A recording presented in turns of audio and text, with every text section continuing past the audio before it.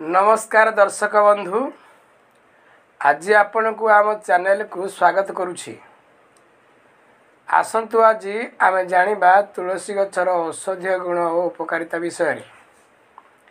एक है ज्वर। तुलसी पत्र अनेक प्रकार रोगरू रक्षा करे। वर्षा ऋतु जेतेबेले मलेरिया और डेंगू ज्वर हेबार संभावना थाए सेतेबेले चारे तुलसी पत्र पकाई फुटाई पीले ए रोग निरोध शक्ति सृष्टि हुए। प्रबल ज्वर रे तुलसी पत्र अलैचर क्वाथ पीले ज्वर कमी जाए। मुठाए तुलसी पत्र और 2-3टी अलैच को 2 कप पानी रे पकाई कपे रहिबा पर्यंत फुटाइब। ठंडा हेले छाड़ी उषुम थाई पानी को पीब। ए पानी स्वाद वृद्धि पाई एथिरे चीनी और दूध मिसई पार। चामचे तुलसी पत्र रसरे चौठ चामच गोलमरीच गुंड मिसाई दिन को 3 थर खाइले सब प्रकार ज्वर भल हुए। गला प्रदाह। गिलास पानी रे 10-12टी तुलसी पत्र पकाई किछि समय फुटाई छाणी उषुम अवस्था सही पानी रे गल गल कले गला प्रदाह बा टन्सिल रोग भल हुए। प्रतिदिन सकाळु 7टी तुलसी पत्र गिड़ी खाइले किछि दिन मध्य टन्सिल रोग मध्य भल थाए। श्वासक्रिया। श्वासक्रियार समस्त रोगरे तुलसी पत्र उपकारी।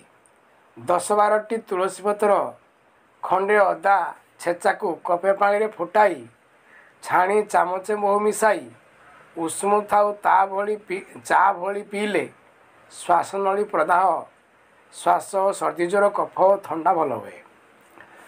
10-12टी तुलसी पत्र 2-3टी लवंग को 2 कप पानी रे पकाई कपे रहिया पर्यंत फुटाइब। छाणी उषुम थाई सामान्य लुण मिसाई पीले सर्दी ज्वर तुरंत आराम मिले। हृदरोग। हृदरोग और हृदय दुर्बलतार तुलसी पत्र उपकारी। नियमित 3-4टी पत्र चोबाई खाइले रक्तर कोलेस्टेरोल परिमाण ह्रास पाए। शिशु रोग। शिशु मानक कफ ठंडा ज्वर झाड़ा आदि साधारण रोग रे तुलसी पत्र रस उपकारी। चामचे तुलसी पत्र रस अध चामचे अदा रस और चामचे महू मिसाई दिन को 2 थर खाइले बहुत दिन ज्वर काश श्लेष्मा पेट फंपा झाड़ा भल हुए। चामच तुलसी पत्र रस रे चुमुटे केसर मिसाई खाइले हाड़ फुटी शीघ्र बाहरी जाए ज्वर छाड़ी जाए। चामच तुलसी पत्र रस रे चामचे महू मिसाई दिन को थरे नियमित किछि दिन खाइले ठंडा प्रतिरोधक शक्ति सृष्टि हुए। प्रतिदिन 4-5टी तुलसी पत्र चोबाई खाइले हजम शक्ति बढ़े और क्षमता वृद्धि हुए। मुख रोग। पाटी रे घा हेले खाया परे 2-3टी तुलसी पत्र चोबाई खाइले पाटी घा 2 दिन भल हुए। कीट दंशन। बिछा जोक मौमाछी बिरुड़ी आदि विषाक्त कीट कामुड़िले चामचे लेखा तुलसी पत्र रस बारंबार घंटा घंटा खाइब और तटका रस कामुड़िया स्थान रे लगाइले तुरंत आराम मिले। तटका तुलसी चेर को बाटी कामुड़िया स्थान रे लगाइले मध्य आराम मिले। चर्म रोग।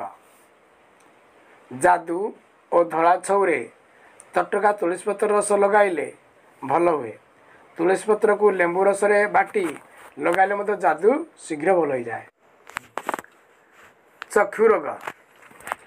आखिरे क्षत अंधार कणा परल आदि रोगरे 2 टोपा कला तुलसी पत्र रस शोया पूर्व आखिरे पकाइले रोग भल हुए। दांत रोग। तुलसी पत्र को खरारे सुखाई गुंड करी सही गुंड रे प्रतिदिन दांत घषिले दांत रोग भल हुए। यही गुंड को सोरिष तेल रे मिसाई दांत घषाई पारे। यह दांतर शक्त करे, पाटीर दुर्गंध दूर करे और माड़ी को शक्त करे। पायुरिया और अन्य दांत रोग मध्य भल हुए। तुलसी बटी बा तुलसी बटिका।